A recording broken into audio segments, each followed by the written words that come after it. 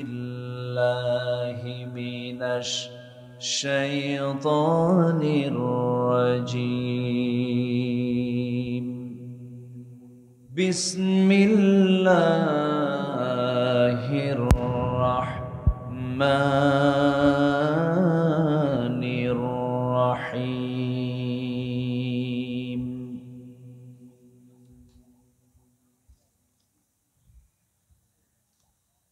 يا أيها الناس إنا خلقناكم من ذكر وأنثى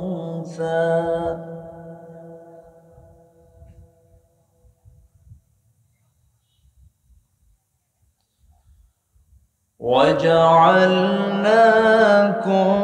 شعوبا وقبائل لتعارفوا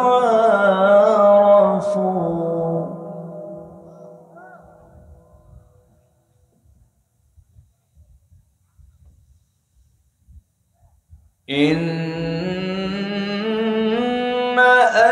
أكرمكم عند الله أتقاكم إن الله عليم خبير.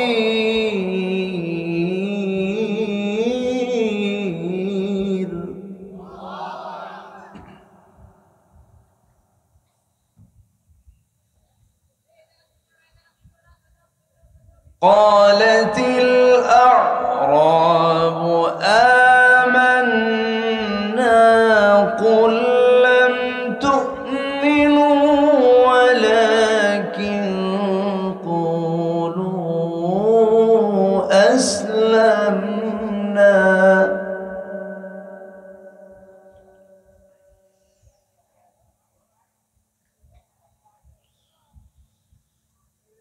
ولكن قولوا أسلمنا ولما يدخل الإيمان في قلوبكم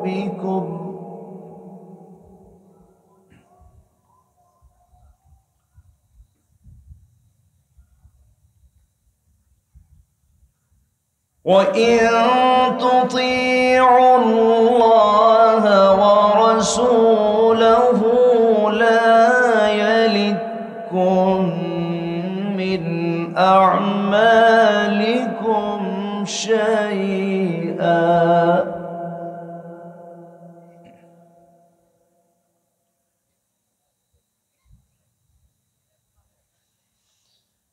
إن الله غفور رحيم.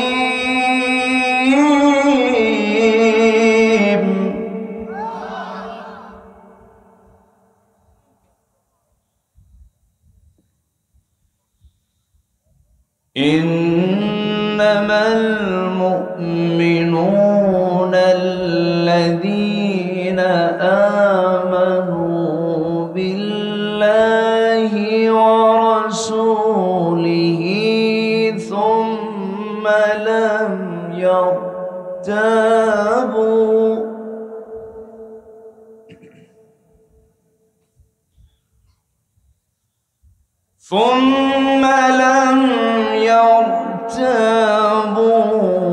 وجاهدوا بأموالهم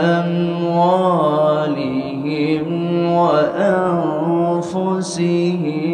في سبيل الله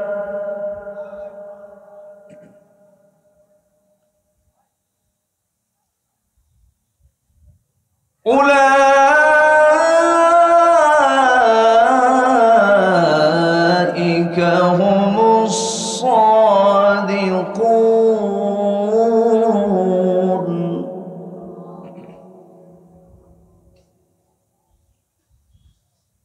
الله أكبر. بسم الله الرحمن الرحيم.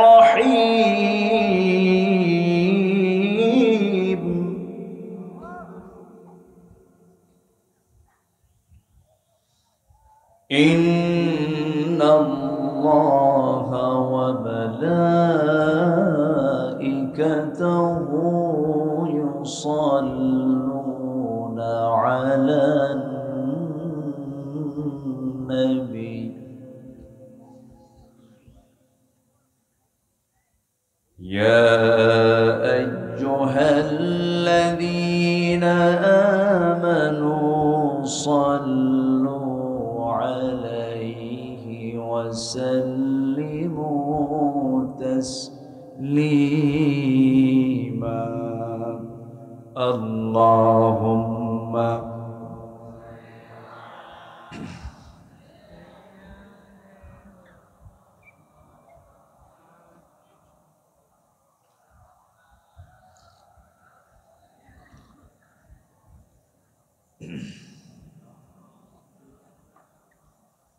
একটু আওয়াজ দিয়ে নবীর প্রেমে মাতোয়ারা হয়ে জবান খুলে জোরালো কণ্ঠে সবাই বলুন আল্লাহুম্মা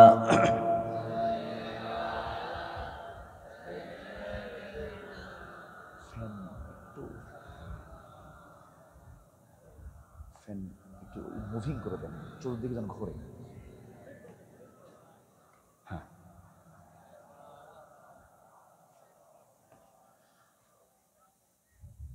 প্রাণের অধিক বেশি যার দাম রাহমাতাল লিল আলামিন, প্রাণের অধিক বেশি যার দাম রাহমাতাল লিল আলামিন। জানো কি তোমরা তাহার নাম রাহমাতাল লিল আলামিন। অসহায়ের বুকে যে জন গোপনে করে সওয়ার, দরুদ পড়ে সুবহে ও শাম রাহমাতাল লিল আলামিন। আল্লাহুম্মা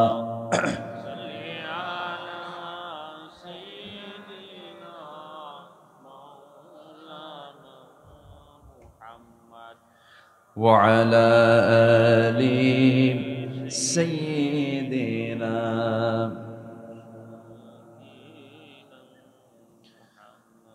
গরিবের আহার দিতেন নিজে হয়ে রোজাদার, নিয়মর ভালোবাসার খাম রাহমাতাল লিল আলামিন। জানো কি তোমরা তাহার নাম রাহমাতাল লিল আলামিন। আল্লাহুম্মা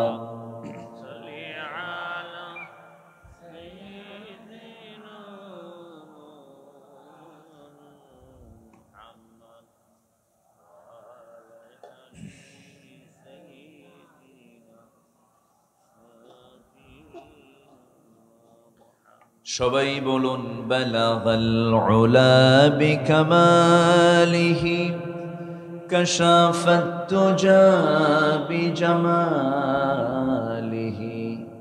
হাসনাত জামিউ খিসালিহি সাল্লু।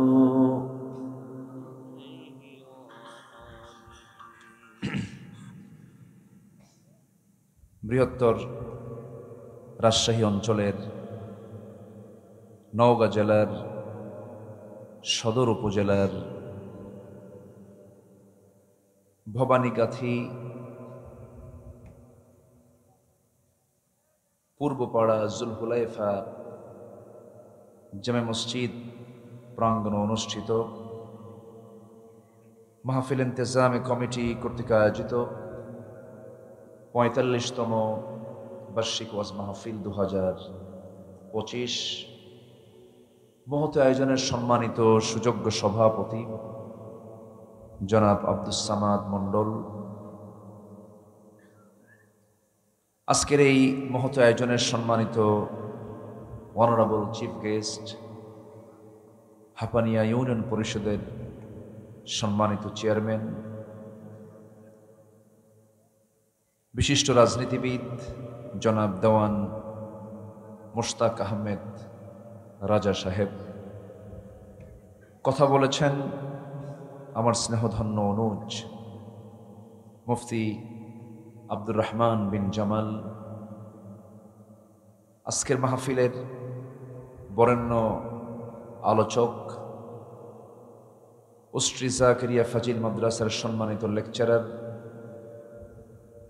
এলজিডি জায়ে মসজিদ নওগাঁর সম্মানিত খতিব, আমার অত্যন্ত কাছের হাফিজুল কোরআন মাওলানা হাবিবুর রহমান যুক্তিবাদী সহ উপস্থিত হাজারাত উলামায়ে কেরাম, ফদলাইজম, সুশীল সমাজ, জাতির শ্রেষ্ঠ সন্তান শিক্ষক মণ্ডলী, জাতির বিবেক সাংবাদিকবৃন্দ, সামনে উপস্থিত দূরে কাছের বিভিন্ন স্থান থেকে ছুটে আসা কালেমার ঝান্ডাবাহী, তাওহীদের পতাকাবাহী, দ্বীন ইসলামের নরসারদুল বীর মুজাহিদ, প্রাণ প্রিয় সম্মানিত দ্বীনী ভাইরা, আড়ালে বসে আছেন শ্রদ্ধেয়া সম্মানিতা মা বোনেরা।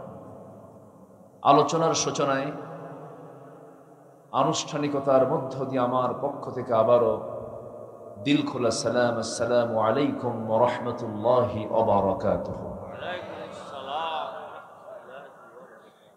সালামের জবাব একটু ভিজা ভিজা মনে হচ্ছে। আসসালামু আলাইকুম ওয়া রাহমাতুল্লাহি ওয়া বারাকাতুহু।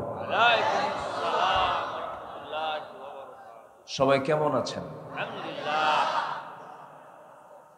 আমাকে প্রশ্ন করলেন যে আল্লাহর মেহেরবানি, আল্লাহ তাআলা আমাকে তো আপনার সাথেই আপনার কাতারেই রেখেছেন। বলছি আলহামদুলিল্লাহ, আমরা ভালো আছি। এটা বিশাল পাওয়া। কার পক্ষ থেকে? আল্লাহর পক্ষ থেকে। ক্যান্সার আক্রান্ত এক রোগীকে বলা হলো, তোমার কেমন লাগছে, তোমার অনুভূতি কি তোমার রব নিয়ে? তো ক্যান্সার আক্রান্ত রোগী বলে যে কোনো বান্দাকে যদি আল্লাহ পাক নিরোগ রাখেন, সুস্থ রাখেন, তার উচিত আল্লাহর কাছে আর কোনো অভিযোগ না দেওয়া। তার আর কিছুই চাওয়ার থাকে না, যে সুস্থ, আল্লাহর কাছে তার কিছু আর চাওয়ার প্রয়োজন নাই। এই জন্য সিহহাতাকা ক্বাবলা মারাদিক, অসুস্থ হওয়ার পূর্বে সুস্থতাকে গনিমত মনে করতে বলেছেন মুহাম্মদ সাল্লাল্লাহু আলাইহি ওয়াসাল্লাম। কোমর যদি অকেজো হয়ে যায় তখন কি আর রুকু হয়? আজ থেকে রুকু হয়? চোখ যদি কম দেখে তখন কি আর কোনটা সুন্দরী আর কোনটা অসুন্দর নারী অথবা নারীর দিকে তাকানোর কি শক্তি আর থাকে? থাকে না। হাতে যদি শক্তি না থাকে সে কি ভালো করে সেজদা দিতে পারে? পারে। তো আসলে সুস্থতা যে কত বড় একটা নিয়ামত, সে নিয়ামতকে সাথে নিয়ে আমরা বসতে পেরেছি, আসতে পেরেছি জান্নাতের টুকরায়। শুকরিয়া আদায় করছি, বলছি আলহামদুলিল্লাহ। চিৎকার মেরে বলছি আল্লাহুম্মা আইন্নি আলা যিকরিকা ওয়া শুকরিকা ওয়া হুসনি ইবাদাতিকা।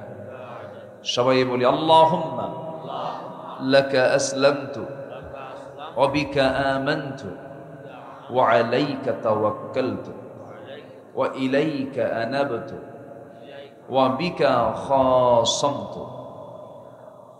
আমরা আল্লাহ তাআলার শুকর আদায় করে নিলাম।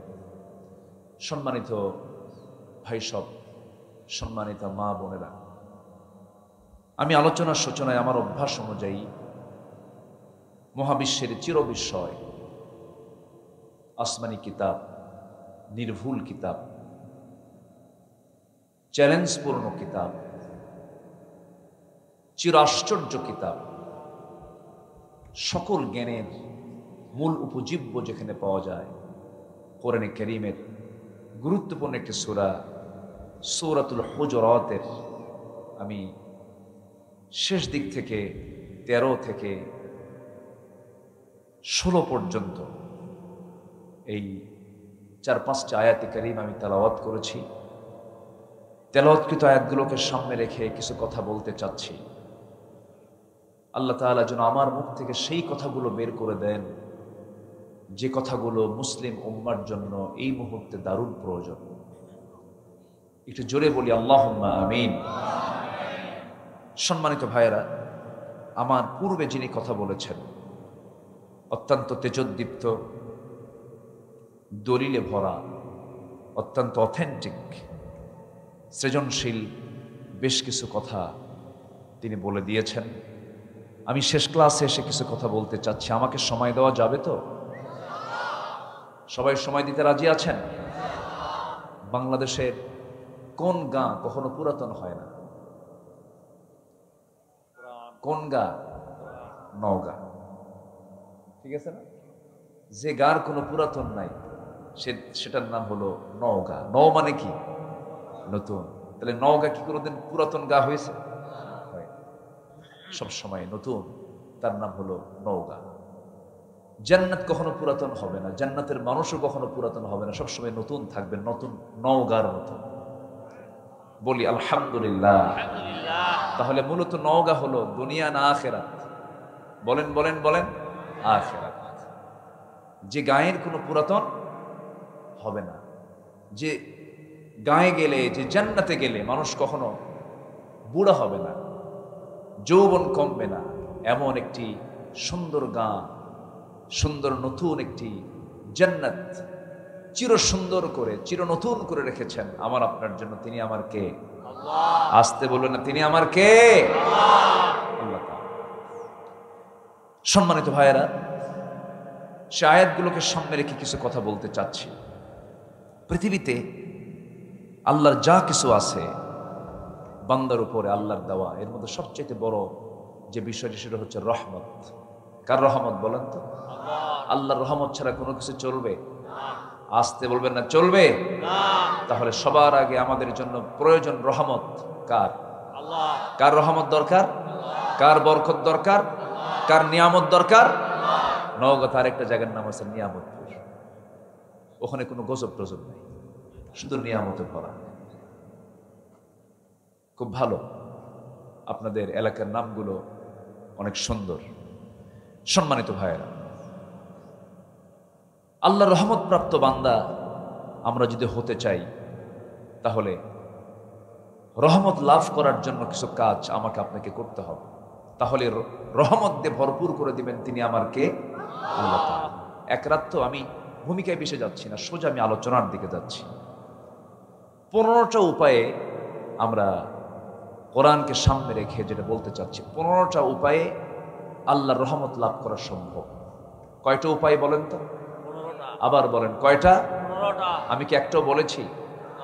আমি একটা একটা করে আজকে আমি আস্তে আস্তে করে, খুব বেশি সময় নেব না, হয়তো একটু শর্ট করে করে আমি 15টা বিষয়, 15টা উপায় আমি আজকে আপনাদের সামনে উপস্থাপন করব। ওমা তৌফিকি ইল্লা বিল্লাহ আলাইহি তাওয়াক্কালতু ওয়া ইলাইহি উনীব।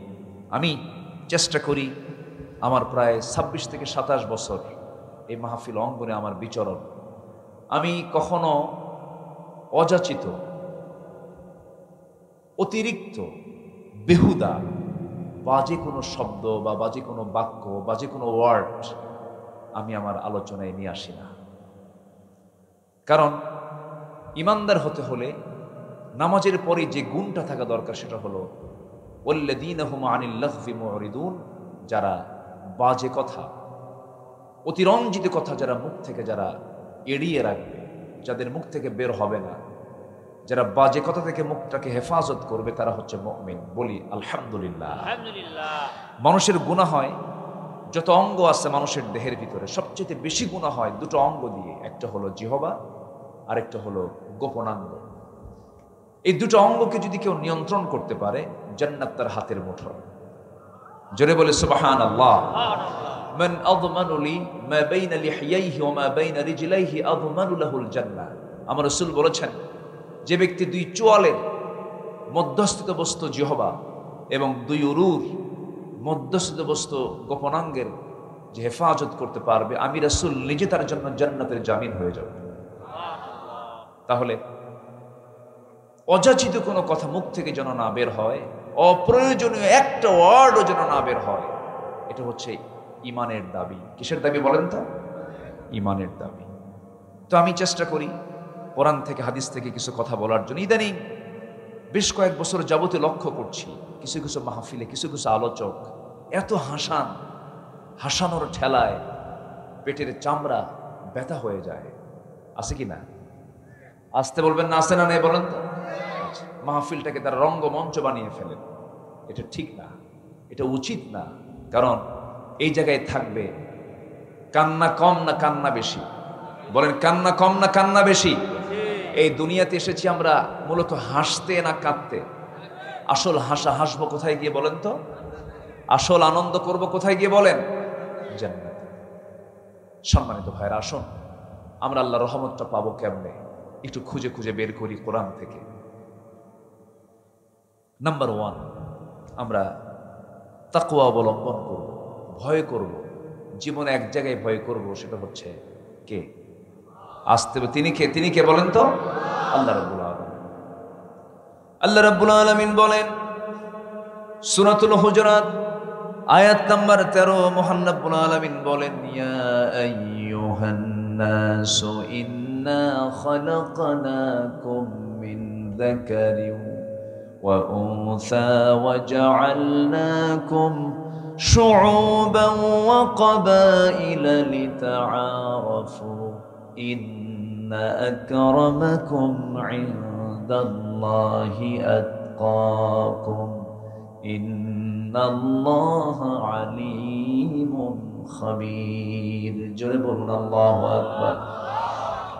হে মানব মণ্ডলী, আমি তোমাদেরকে সৃষ্টি করেছি এক নর এবং নারী থেকে, এক পুরুষ এক নারী থেকে সৃষ্টি করেছি, অর্থাৎ আদম এবং হাওয়া থেকে সৃষ্টি করেছি, এবং বিভিন্ন গোত্রে ভাগ করেছি, বিভিন্ন ভাষা দিয়েছি যেন তোমরা একে অপরকে চিনতে পারো। চায়নায় চলে যাবে, চায়নার মানুষের চোখ নাক বলে দেবে এরা চায়না, এদের ভাষাও ভিন্ন। জাপান চলে যাবে, ভাষা ভিন্ন। ইন্ডিয়া চলে যাবে, ভাষা ভিন্ন। এই নগর সব উপজেলার ভাষা কি একরকম নাকি বলেন? টানের কম বেশি আছে না নাই? পোরশার মানুষ, পাতাড়ির মানুষ, ওই যে জবাইবিলের মানুষগুলো, নিয়ামতপুর ছাত্রার মানুষগুলো, আপনি চলে যান আড্ডার দিকে, আপনি চলে যান ওই নগর শেষ অঞ্চলের দিকে, এই এলাকার সাথে ওই ভাষার মিল আছে নাকি? মিল আছে? ওরা সালাম দিতে পারে না, আসসালামু আলাইকুম, আসসালামু আলাইকুম, আগে সালাইয়ার করে দুলাভাই, পারে না, হয় না। একই জেলা কিন্তু আল্লাহ পাক ভাষাকে চেঞ্জ করে দিয়েছেন। কেন? যে ওই এলাকার মানুষ যখন আপনার এলাকায় আসবে তখন ভাববেন যে এটা তো ওই পাতাড়ি থেকে, আড্ডা থেকে আসছে। আল্লাহ পাক এটাকে পাসওয়ার্ড করে দিয়েছেন, আঞ্চলিক পাসওয়ার্ড, যেন চিনতে যেন ভুল না হয়। সম্মানিত ভাইয়েরা, এই যে মানুষের পরিচয় বহন করে, কেউ বলে আমি চৌধুরী, কি বলে, আছে না এরকম? আছে না? কেউ বলে আমি হলাম চৌধুরী, কেউ বলে হাওলাদার, কেউ বলে প্রামাণিক, কেউ বলে মন্ডল, কেউ বলে সরকার, কেউ বলে সর্দার, কেউ বলে মোগল, কেউ বলে পাঠান, কেউ বলে সৈয়দ, মির্জা, কত কত লকব, কত প্রকার লকব নিয়ে মানুষ প্রাউড করে। মহান রব্বুল আলামিন বলছেন না না, এক নর এবং নারী থেকে তোমাদেরকে সৃষ্টি করেছি, বংশ দিয়েছি, গোত্র দিয়েছি, কিন্তু জেনে রেখে দিও তোমাদের সকলের মধ্যে সেই লোকটা আমার কাছে সবচাইতে দামি, সম্মানিত যে বান্দা আমি আল্লাহ আমাকে সবচাইতে বেশি সম্মান ভয় করে। জোরে বলে সুবহানাল্লাহ। তাহলে এখানে আল্লাহ তাআলা মানুষের সম্মানকে মূল্যায়ন করেছেন হলো তার মুহাব্বতকে সামনে রেখে। বান্দা তার আল্লাহকে কেমন মুহাব্বত করতে পারলো, বান্দা তার আল্লাহকে কি পরিমাণ কাছে টানতে পারলো, আল্লাহকে কি পরিমাণ ভয় করতে পারলো, এটাই হলো সম্মানের একমাত্র মাপকাঠি, সম্মান পাওয়া, মর্যাদা পাওয়া। সম্মানিত ভাইয়েরা, আমাদের চোখের সামনে আমরা যা দেখি এগুলো বাহ্যিক কিচ্ছু না। একটু নেতা হয়ে গেছে, বিশেষ নেতৃত্ব পেয়ে গেছে, এটা বাহ্যিক কিছু দিনের জন্য। দুনিয়াতে যাদের প্রভাব কম থাকবে, আখিরাতে তাদের প্রভাব বেশি থাকবে। আল্লাহু আকবার বলবেন না? দুনিয়াতে যারা ফকির থাকবে, আখিরাতের জিন্দেগিতে তাদের হিসাবটা বেশি হবে না কম হবে? কম হবে। টাকা আছে, টাকা বেশি আছে যার হিসাবও বেশি, তার টাকার সঙ্গে হজের সম্পর্ক, টাকার সঙ্গে যাকাতের সম্পর্ক। অতএব আল্লাহ আমাকে যা দিয়েছেন অথবা যা দেন নাই, দুঃখ আফসোসের কোনো কারণ নাই, বুক উঁচু করে বলতে হবে আলহামদুলিল্লাহ। আল্লাহর রহমত পেয়ে যাব আমরা। সম্মানিত ভাইয়েরা, শুধুমাত্র মুসলিম পরিবারে জন্ম নিলেই কিন্তু মুসলমান হওয়া যায় না। ঈমান আলী নাম রাখলে ঈমানদার হওয়া যায় না। ঈমান আনতে হয়, ঈমান থাকতে হয়, ঠিক কিনা বলেন? আমার দেশে বহু লোকের নামই আছে ঈমান আলী, আছে না? ঈমান আলী, কিন্তু নামাজে পড়ে না, আছে কি না? নাম হলো রমজান আলী, রমজান মাসে দুপুরবেলা ভাত খায়। নাম হলো আতর আলী, গোটা গায়ে গাজার গন্ধ। নাম কি রাখছে? আতর আলী। নাম হলো হিম্মত আলী, সাইকেলের চাকা বাস্ট হলেই শীত হয়ে পড়ে। নাম হলো বাদশা মিয়া, ভিক্ষা করে। কি করে? ভিক্ষা করে।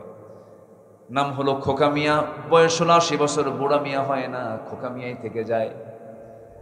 নাম দিয়া বংশগত কৌলিন্য দেখিয়ে আল্লাহর সামনে কোনো মর্যাদা পাওয়ার কোনো সুযোগ নাই। আল্লাহর সামনে মর্যাদা পাওয়ার জন্য সেই ব্যক্তি মর্যাদা পাবে যে ব্যক্তি ঈমান আনতে পেরেছে, যে ব্যক্তি মুত্তাকি হতে পেরেছে। জোরে বলি সুবহানাল্লাহ। হয়তো এখন বলবেন হুজুর মুত্তাকি কাকে বলে? যার মধ্যে তাকওয়া আছে। মুত্তাকির গুণগুলো কি কি? মুত্তাকি কারা? এমন জবাব মনে হয় কোরআনে নাই। আসতে বলবেন না, আছে না নাই? কোরআন খুললেই এটার পরিচয় পাওয়া যায়। যারা পারেন ঠোঁট মিলিয়ে বলুন, হুদাল্লিল মুত্তাকিন আল্লাযীনা ইউমিনুনা বিল গায়বি ওয়া ইউকিমুনাস সালাতা ওয়া মিম্মা রাযাকনাহুম ইউনফিকুন والذين يؤمنون بما أنزل إليك وما أنزل من قبلك وبالآخرة هم يوقنون أولئك على هدى من ربهم وأولئك هم المفلحون جرب الله أكبر মুত্তাকি কারা? যাদের মধ্যে 5টা গুণ পাওয়া যাবে তারাই হলো মুত্তাকি। 5টা গুণ আছে যার, সে হলো মুত্তাকি। নাম্বার 1 হলো আল্লাহকে বিশ্বাস করতে হবে, দেখে না, না দেখে। আসতে বলবেন না, দেখে না, না দেখে।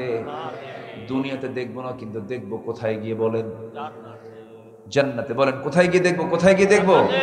সবার কি জান্নাতে দেখার শখ আছে? সবাইকে দেখতে চান? নামাজ না পড়ে, হ্যাঁ নামাজ পড়ে দেখতে হবে। নামাজ না পড়ে কি দেখার সুযোগ আছে? নামাজ পড়েই দেখতে হবে। কিন্তু দুঃখ লাগে, নামাজ আমার দেশের মুসলমান শতকরা 5 জন নামাজ পড়ে, আর বাকি 95 জন নামাজ পড়ে না। বেনামাজির নেতা আছে না নাই? বলেন তো, আছে। আচ্ছা বলেন তো, আমার দেশে এমন কিছু নেতৃত্ব কি নাই যে নেতৃত্বে নামাজ লাগে না? আছে কিনা বলেন? আছে কিনা বলেন? আছে। তাকে প্রমাণ করার জন্য শুধু আপনি মিলায় নেবেন।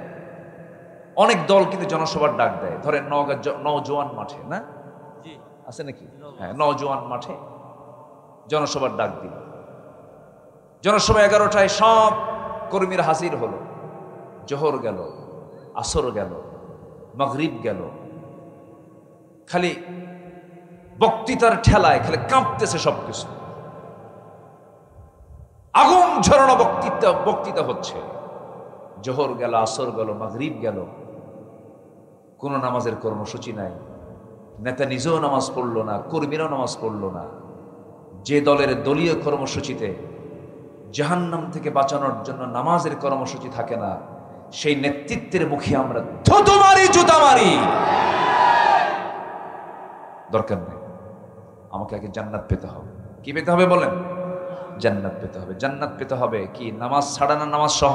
নামাজ। দুঃখ লাগে, বুকটা ফেটে যায়, মাত্র 5 জন নামাজ পড়ে, আর বাকি 95 জন পড়ে না। আমার দেশে বিড়ি খাওয়ার লোক তো নাই, বিড়ি খুব কম লোক খায়।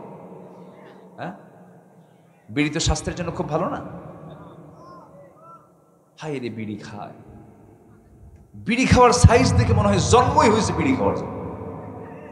আছে না নাই বলেন তো? এত বিড়িটা, এত খাওয়া খায়। বহুদিন আগে এক মাহফিল ছিল আমার দেশে তো বহু গ্রাম, 14 গ্রাম, চট্টগ্রাম, ওইদিকে 20 গ্রাম আছে না, মাত্র 20 গ্রাম। 20 গ্রামে এক মাহফিলে গেলাম। আমি জান্নাতের নিয়ামতের আলোচনা করছিলাম। জান্নাতের মধ্যে এই নিয়ামতগুলো থাকবে, জান্নাতের ঝর্ণা থাকবে, জান্নাতের মধ্যে 4টা নহর রাখবেন আল্লাহ পাক, মধুর, দুধের, শরাবের, পানির।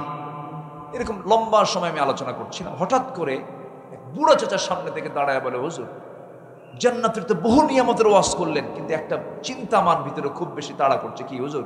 জান্নাতের সবই আছে, বিড়ি কি পাওয়া যাবে না? কি কথা কি বুঝতেছেন আপনারা? তাহলে ওনার ভিতরে ওই অখাদ্য কুখাদ্যের দিকে এত মহব্বত হয়ে গেছে যে তার টেনশন, জান্নাতের সব পেলেও বিড়ি যদি না পায় আমার জান্নাতের জান্নাত থাকবে না। সম্মানিত ভাইয়েরা, এই জাতি নামাজ পড়ে না, কত বড় একটা অপরাধ এটা। এটা নিয়ে কারো কোনো হেডেকই নাই, কোনো চিন্তাই নাই। নামাজ না পড়া কি ছোট অপরাধ না অনেক বড় অপরাধ?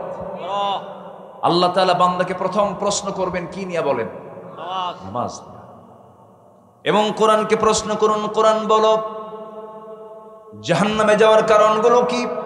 কোরআন সুন্দর করে জবাব দিচ্ছে, মা সালাকাকুম ফি সাকার ক্বালু লাম নাকু মিনাল মুসাল্লিন ওয়া লাম নাকু নুতঈমুল মিসকিন ওয়া কুন্না নাখুযু মা'আল খায়িদিন ওয়া কুন্না নুকাযযিবু বিয়াউমিদ্দিন হাত্তা আতানাল ইয়াকিন। জোরে বলুন আল্লাহু আকবার। আযান হয়েছে, আযান শুনেছি, আযানের আওয়াজ আমার কান বিদীর্ণ করে দিয়েছে, কান পর্যন্ত চলে এসেছে। ফজর পড়ি নাই, যোহর পড়ি নাই, আসর পড়ি নাই, মাগরিব পড়ি নাই। মুয়াজ্জিন আযান দিল, নামাজে হাজির হই নাই। আজকে জাহান্নামে যাওয়ার জন্য একটা কারণ, এক নাম্বার হলো নামাজের জন্য আহ্বান শুনেছি কিন্তু নামাজ পড়ি নাই, এই জন্য আজকে আমরা জাহান্নামে। আমার বন্ধুরা, এখন বলুন তো, আমার দেশের 95% মানুষ তারা কেমন করে জান্নাতে যেতে চায়? কিন্তু এখানে যদি বলি, যারা বসে আছেন অবশ্যই সবাই বলবেন জান্নাত পেতে চাই, সবাই বলবেন জান্নাত লাভ করতে চাই। জান্নাত লাভ করার জন্য জান্নাতের যে চাবিটা লাগবে, সেই জান্নাতের চাবিটা কি বলেন? আরো জোরে, জান্নাতের চাবি কি বলেন? নামাজ না। জাতি নামাজ পড়ে না। ওয়াজ হয় বেশি না নামাজ হয় বেশি? বলেন, মুসল্লি বেশি না মসজিদ বেশি? মসজিদ বেশি। ফজরের সময় মুসল্লি খুঁজে পাওয়া যায় না। বিশাল এসি, শীতাতপ নিয়ন্ত্রিত মসজিদ, টাইলস দিয়ে ভরা, এত সুন্দর মসজিদ, চকচক করছে। ফজরের সময় মোট মুসল্লির সংখ্যা হলো 3 জন, ইমাম, মুয়াজ্জিন, খাদেম। চাকরি না থাকলে এই 3টাও থাকতো। বাস্তব, বাস্তব।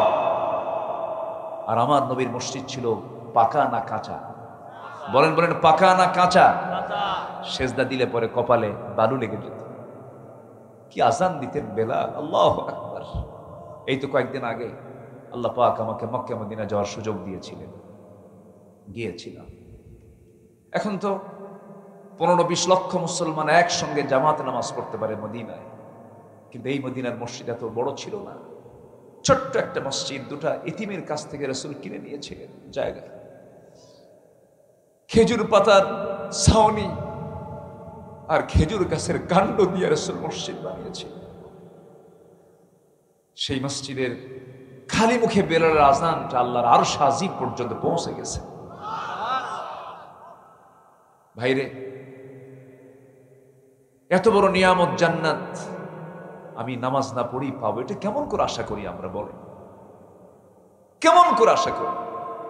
দুনিয়ার জিন্দেগিতেও তো যদি আপনি বিসিএস ক্যাডার হতে চান, কত পড়াশোনা করতে হয়, কত স্টাডি করতে হয়। দুনিয়ার জিন্দেগিতে একটা ব্যবসাকে প্রতিষ্ঠিত করার জন্য রাতকে রাত, দিনকে দিন পরিশ্রম করতে হয়, কত চিন্তা ফিকির, কত বুদ্ধি খাটাতে হয়। আর সর্বনিম্ন একটা জান্নাত, 10টা পৃথিবীর মতো একটা জান্নাত আল্লাহ পাক আপনাকে দিবেন নামাজ না পড়ে, কেমনে সম্ভব? তাহলে ইমান মজবুত হবে নামাজ না পড়ে না নামাজ পড়ে? অনেকে কে হুজুর আগে ইমান ঠিক করি, এরকম আছে না নাই বলেন তো? আগে কি ঠিক করি? ইমান ঠিক করি। না, নামাজ পড়ি কি ঠিক হবে? ইমান ঠিক হবে। সবাই কি নামাজ পড়তে রাজি আছেন? মনে হয় কষ্ট দিচ্ছে আপনাদেরকে। আমার নবীজির জীবনে কোনো নামাজ কাজা ছিল? অসুস্থ রাসূল, আল্লাহ পাক আমাকে এবার মদিনা মুনাওয়ারায় যে স্থানটিকে আমার রাসূল বলেছেন মা বাইনা বাইতি ওয়া মিম্বারি রাওদাতুম মিন রিয়াদিল জান্নাহ, আমার ঘর এবং ওই মিম্বার যেখানে আমি খুতবা দেই, এই মাঝখানে যে জায়গাটা, এই জায়গা হলো জান্নাতের টুকরা। তাহলে দুনিয়াতে একটা জান্নাতের টুকরা আছে না নাই বলেন তো? আছে। বলেছেন মুহাম্মদ সাল্লাল্লাহু, আল্লাহ পাক আমাকে এবার দীর্ঘ সময় ওখানে বসে থাকার তৌফিক দিয়েছিলেন, দীর্ঘ সময়, অনেক লং টাইম। এটা আমার দেশের কিছু প্রবাসী ভাইদের একটু চান্স দেওয়ার কারণে হয়েছে। আমার দেশের কিছু প্রবাসীরা ওখানে চাকরি করে, তো আমি যে দেখি একদম রাওদাতুম মিন রিয়াদিল জান্নাহর ভিতরে তারা দাঁড়ায় আছে, খেদমত করছে, পরিষ্কারের কাজ, নাজাফার কাজ করছে। আমাকে দেখি চিনছে, ওয়াজ শোনে। হুজুর আপনি আসছেন? তো বললাম যে এখানে বেশিক্ষণ থাকবো কেমন, এই ব্যবস্থা কর। বেশিক্ষণ থাকতে দেয় না, মানে ধারাবাহিকতায় বের হয়ে যেতে হয়। আমি রাত 3টার দিকে ঢুকলাম, আমি পিছন দিকে আমাকে বসায় দিল, বলল আপনি এখানে বসেন, একটু আস্তে আস্তে সামনের দিকে আগান, আজান হয়ে যাবে কিছুক্ষণ পর। এর মধ্যে প্রায় 20-30 মিনিট আমার দেশের এই প্রবাসীরা করলো কি, ওখানে যারা প্রশাসনিক দায়িত্ব পালন করছেন তাদের কাছে গিয়ে এমন পাম দিল আমার ব্যাপারে, বললো স্যার এমন লোক আসছে আমার দেশ থেকে, বিশাল কিছু। তা আমি তো জানি আমি কি, কোন কসু, আমি তো নগণ্য, আমি তো ছোট্ট গোলাম। তা আমার ব্যাপারে এত কিছু বলছে। সে প্রশাসনিক কর্মকর্তা আস্তে করে মুস্তে হাসি মেরে আমার সঙ্গে সালাম বিনিময় করে বলতেছে আপনি প্রথম কাতারে বসে পড়ুন। তো প্রথম কাতারে আমার নবীর ঘরের দেওয়ালের সাথেই বসে গেলাম। রাসূল পাশে শুয়ে থাকা মুহাম্মদ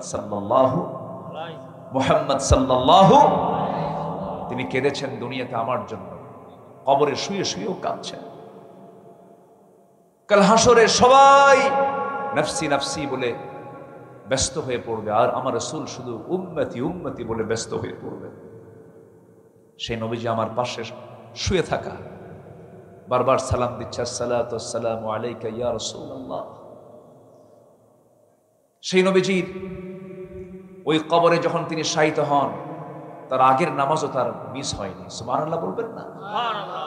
নামাজে খুব যত্নশীল ছিলেন আমার রাসূল, খুব যত্নশীল, খুব যত্ন রাখতেন।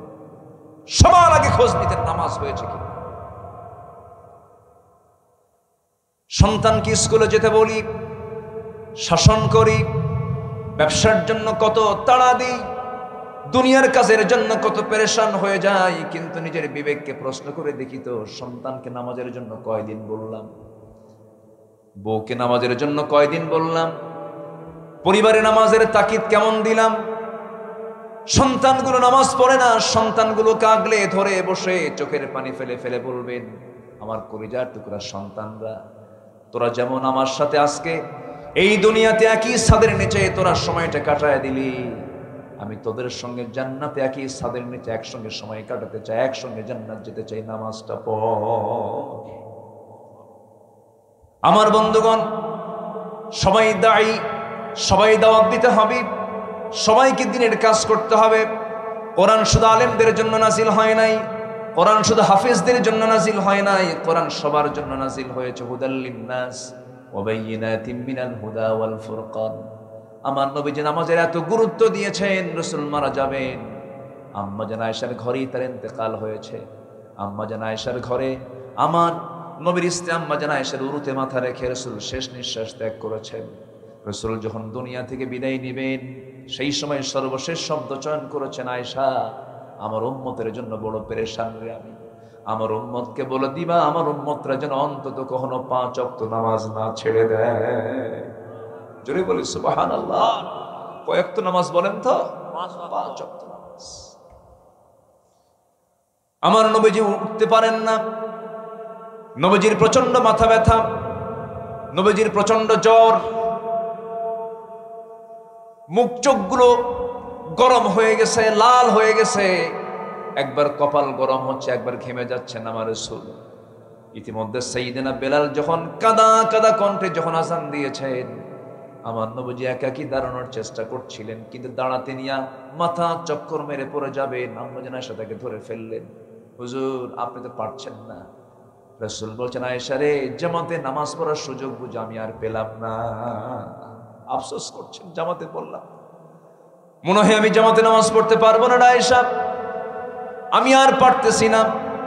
ওরে আয়েশা, আমার বন্ধু আবু বকরকে বলে দাও, আমার বন্ধু আবু বকর যেন আমার মুসাল্লায় দাঁড়ায় জামাতের নামাজটা আদায় করে নেয়। এই কথা যখন জানিয়ে দেওয়া হলো সাহাবাদের মাঝে, সাহাবাদের মধ্যে কান্নার রোল পড়ে গেছে। আহারে, রাসূলের পিছনে বুঝে আর নামাজ পড়তে পারবো না। সাহাবীরাও কান্দে, সেই কান্নার আওয়াজ আমার নবীর কানে চলে এলো আম্মা জান আয়েশার ঘরে থেকে। সব কাঁদতেছে, আমার রাসূল বলছেন, আয়েশা রে, নামাজটা শুরু হয়ে গেছে। সাহাবীরা কান্দে, কেন? আমারে দেখাও। জানালার কাছে চলে গেলেন, উকি মেরে দেখলেন নবীজির চোখের কোনা বেয়ে বেয়ে টপ টপ করে পানি পড়ছে, গাল ভিজে যাচ্ছে। রাসূল কাঁদতেছেন, আম্মা জান আয়েশা তার চোখের পানিগুলো হাত দিয়ে মুছে দিচ্ছেন আর বলছেন, ইয়া রাসূলুল্লাহ, আপনার উম্মতরা সেজদায় পড়ে পড়ে আল্লাহর হক আদায় করছে, নামাজ পড়ছে, আপনি কেন কান্দেন? রাসূল বলছেন, আয়েশা রে, আমার এই চোখের পানি দুঃখের না, এই চোখের পানি আমার চরম আনন্দের পানি। জানো আয়েশা, এই নামাজ কায়েমের সংগ্রাম করতে গিয়ে আমার দাঁত কাফেররা ভেঙে দিয়েছে, দেখো দাঁত নাই। আমার কোমর ভেঙে দিয়েছে খন্দকে, তায়েফে মেরে মেরে এই যে দাগ, এই যে দাগ, এই যে দাগ, গোটা শরীর আমার দাগ হয়ে গেছে আয়েশা। মক্কার মানুষগুলো নামাজ পড়তে দেয় নাই, রুকুতে চলে গেছে, এই গোটা পিঠের উপরে উটের পচানারি ভরে চাপায়া দিয়েছে। এত কষ্ট করে সেই নামাজ রাষ্ট্রীয় পর্যায়ে আজকে কায়েম হয়ে গেছে। এই জন্য আয়েশা রে, চরম আনন্দে আমার চোখ দিয়ে পানি বের হয়ে গেছে। আম্মা জান আয়েশা একদিন বলছেন, ইয়া রাসূলুল্লাহ, আপনি আমার জন্য একটু দোয়া করুন। আমার নবীজি হাত উঁচু করে দোয়া করছেন, আল্লাহ আমার আয়েশা আগের পরের সমস্ত গুনাহগুলো তুমি আল্লাহ মাফ করে দাও। এই দোয়া করার সঙ্গে সঙ্গে আম্মা জান আয়েশা এতটাই খুশি হয়ে গেলেন। রাসূল বলছেন, আয়েশা তুমি এত খুশি হলে কেন? তিনি বলছেন, ইয়া রাসূলুল্লাহ, আমার জীবনের শ্রেষ্ঠ দিন, আপনি আমার জন্য এমন দোয়া করেছেন, আমার জীবনে আর কোনো গুনাহ নাই। রাসূল বলছেন, আয়েশা রে, এই দোয়া শুধু তোমার জন্য করি না, আমি প্রত্যেকটা দিন আমার সব উম্মতের জন্য এই দোয়াটা করি।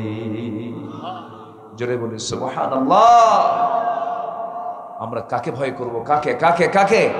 আল্লাহ। এক নাম্বার গুণ হচ্ছে তাকওয়া অর্জন করব। জোরে বলি ইনশাআল্লাহ। আর জোরে বলি ইনশাআল্লাহ। আল্লাহর ভয়ে নামাজ পড়বো। কয় ওয়াক্ত? 5 ওয়াক্ত নামাজ। বোনকে বলবো, ভাইকে বলবো, ছেলেকে বলবো, মেয়েকে বলবো, মাকে বলবো, সবাইকে বলবো, আসো না জাহান্নাম থেকে বাঁচার জন্য নামাজে দাঁড়ায়। পরিবারকে নামাজ দিয়ে সাজিয়ে ফেলবো। জোরে বলি ইনশাআল্লাহ। রাজি আছেন তো সবাই? রহমত পেতে হলে 15টা উপায়। কয় নাম্বার বললাম? রহমত পাওয়ার জন্য তাকওয়া। রহমত পাওয়ার জন্য কি? তাকওয়া। নাম্বার 2, আমি খুবই খুশি একটা লোক নড়াচড়া করছেন না। এত ভদ্রচিত আচরণ আপনাদের আমাকে খুবই আনন্দ দিচ্ছে। আমি খুব তৃপ্তি বোধ করছি। এত রাত হওয়ার পরেও একটা লোকের কোনো নড়াচড়া নেই। আমি আল্লাহর শুকরিয়া আদায় করছি, আলহামদুলিল্লাহ। এটা যেন শেষ পর্যন্ত অব্যাহত থাকে, আল্লাহ কবুল করুন। জোরে বলি আমিন।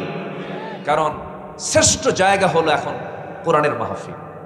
এর চাইতে শ্রেষ্ঠ জায়গার দ্বিতীয় কোথাও নাই। এখান থেকে উঠে যাওয়া মানে আমার জন্য প্লাস না মাইনাস? মাইনাস। আমরা মাইনাস পজিশনে যেতে চাই না। বসুন, আমরা থাকবো। ঘড়িটা আজকে দেখবে কে? আপনি দেখবেন না আমি দেখবো? বলেন বলেন, ঘড়ি দেখার দায়িত্ব কারে দিবেন? আমাকে দিবেন তো? জি। জুমার দিন খতিব খুতবা দেয় আর ঘড়ি দেখে মুসল্লি আছে না?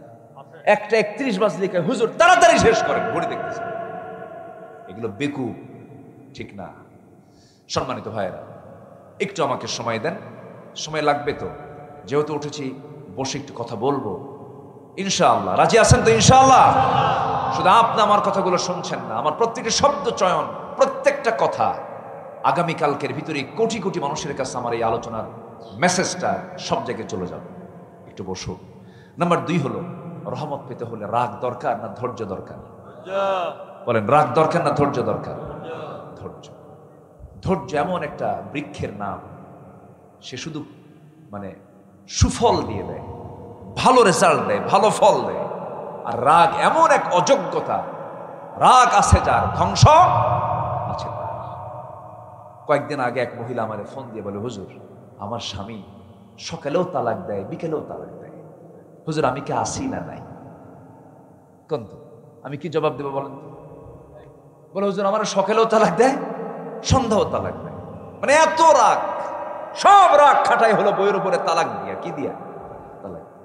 এরকম বিকুব মার্কা লোক আছে না নাই, যে স্বামীর মুখে বারবার তালাক শব্দ আসে, ওর পিছনের দিকে না ওই যে বাঁশের যে ডাল থাকে, ওরা কি বলে এলাকায়, সবগুলো এক জায়গায় করে কাঁচা কনসি কি এলাকায় কয় কিনা, এটা দিয়ে একটু সাইজ করা দরকার। এই শব্দ কেন চয়ন করবেন আপনি? এটা তো মারাত্মক শব্দ। লাস্টে তো ঠিকই কান্দে, তালাক তালাক দিয়ে আবার পরে ফোন দিয়ে বলে, হুজুর রাগের মাথায় 100 তালাক দিয়েছে, আর কি ফেরানোর সুযোগ আছে? কেন হুজুর, বাচ্চা কাচ্চা আছে, উপায় তো নাই হুজুর, একটু দেখেন তো কোনো কিছু পেঁয়াজ পুষ লাগায় কিছু করা যায় নাকি? এ আছে না নাই? আছে না নাই?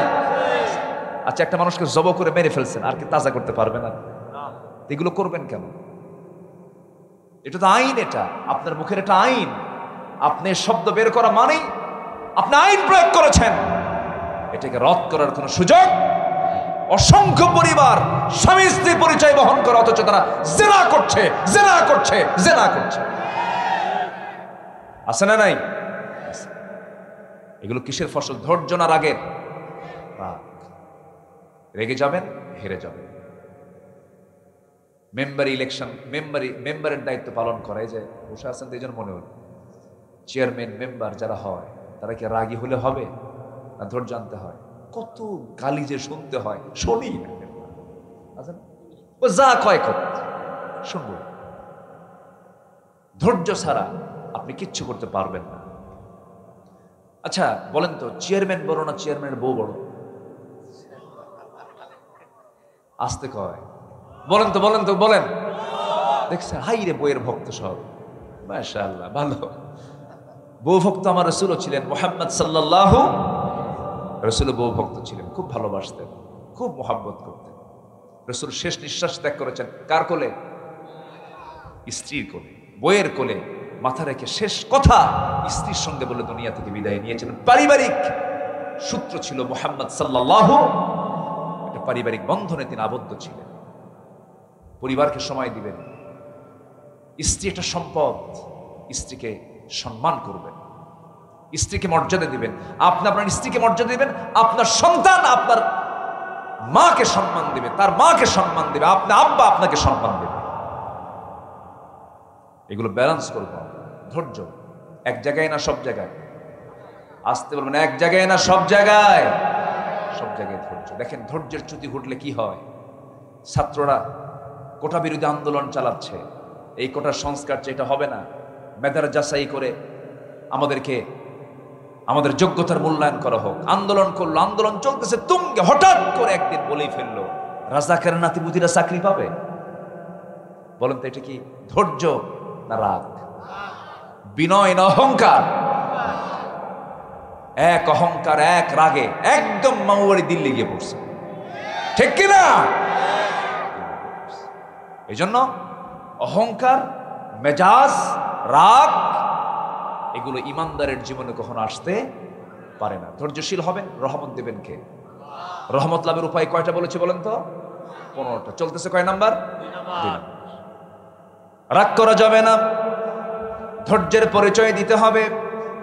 স্বামী স্ত্রীর মধ্যে কোনো দ্বন্দ্ব লেগেছে, প্রায় কিন্তু এই দ্বন্দ্বগুলো লেগে যায়, এই ক্ষেত্রে বেশি ধৈর্যের পরিচয় দেবে স্বামী না স্ত্রী? অনেকে চুপ করে আছে, বউ আপনি রাখবেন না। বলেন তো, স্বামী স্ত্রীর মধ্যে লিডারকে বউ না স্বামী? ইমামকে বউ না স্বামী? তাহলে লিডার আপনি হবেন, আবার ধৈর্য ধরবেন না আপনি, এটা কেমন কথা? আপনাকে ধৈর্যশীল হতে হবে। মেয়েদের মুখ থেকে হঠাৎ করে অবাঞ্ছিত কথা বের হয়, মেজাজের ভারসাম্যহীন হয়ে যায় তারা। অনেক সময় দেখবেন কিছু হলেই থাকো, কি কোথায় কোথায় কোথায়, এটা কমন তাদের একটা বলি থাকে, এটা রাগ করে, এত কষ্ট করে সংসার করলাম, এরকম বলে। এটা মেয়েদের নেচার, এটা মাথায় রাখতে হবে। মেয়েদের সৃষ্টি করা হয়েছে সোজাহার না বাঁকাহার, সোজা না বাঁকা, খলিকাত মিন দিলাইন, বাঁকাহারে বানানো হয়েছে, সোজা করতে যাওয়া ভেঙে যাবে।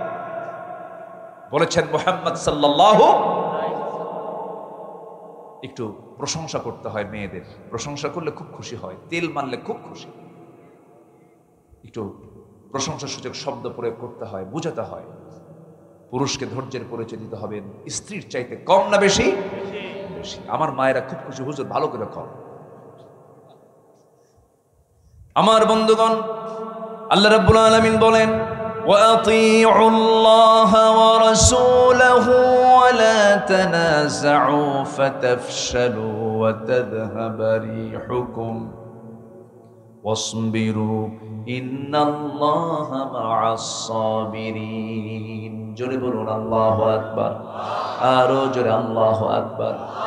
আমার রাসূল রাগী ছিলেন না, ধৈর্যশীল ছিলেন, ধৈর্যশীল ছিলেন, ধৈর্যের তিনি পিরামিড ছিলেন। মুসা আলাইহিস সালাম রাগী মানুষ ছিলেন, উনিও ধৈর্যশীল ছিলেন। হয়তো আমরা অনেকে জানি, তার নামটা শুনলে মনে হয় রাগী মানুষ না, তার মধ্যে ধৈর্য ছিল।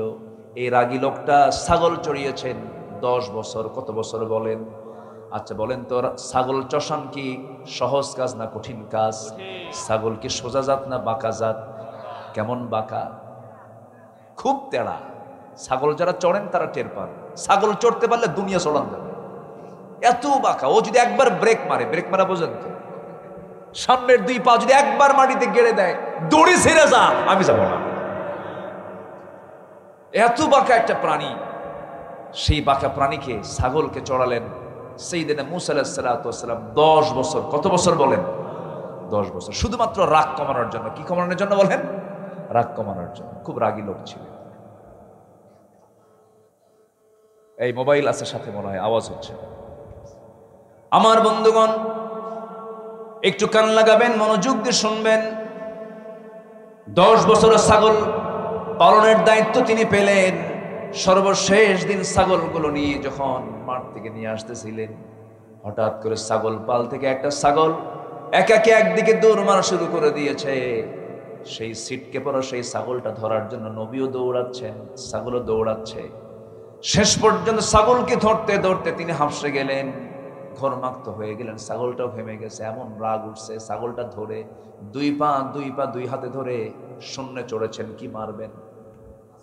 আসার মারবেন, খুব রাগ উঠছে। কিন্তু লক্ষ্য করে দেখেন ছাগলটা থরথর করে কাঁপে, চোখে মুখে ভয়, লোমকূপ দিয়ে ঘামগুলো টপ টপ করে পড়তেছে। তিনি মনে মনে চিন্তা করলেন, আহারে বেচারা ছাগল রে, তোর তো কোনো জ্ঞানী নাই, তোর তো কোনো ইলম নাই, তোরে মেরে কি লাভ হবে? তার মধ্যে একটা ধৈর্য চলে আসলো, বুঝ চলে আসলো। ছাগলটার 2 পা 2 হাত থেকে আস্তে করে ছেড়ে দিয়া বুকের সঙ্গে ছাগলকে জড়িয়ে রেখে তিনি আদর করলেন, স্নেহ দিলেন, রহমত করলেন, বরকত দিয়ে দিলেন, তার আদর করলেন।